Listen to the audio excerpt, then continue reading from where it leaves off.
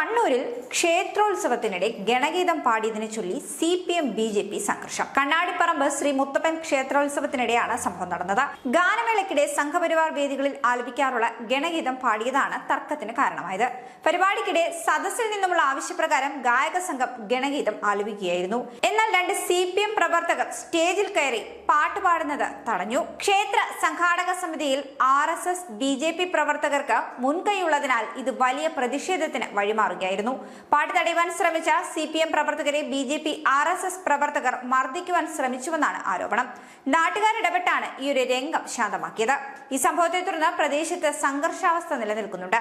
സംഭവത്തിൽ ഇരുവിഭാഗവും പരാതിയുമായി മുന്നോട്ട് പോകുവാനാണ് തീരുമാനം. കണ്ണൂരിലെ ക്ഷേത്രോത്സവ വേദികളിൽ ഇത്തരം ഗണഗീതങ്ങൾ ആലപിക്കുന്നത് മുൻപും വലിയ രാഷ്ട്രീയ വിവാദങ്ങൾക്കും പ്രതിഷേധങ്ങൾക്കും കാരണമായിട്ടുണ്ട്.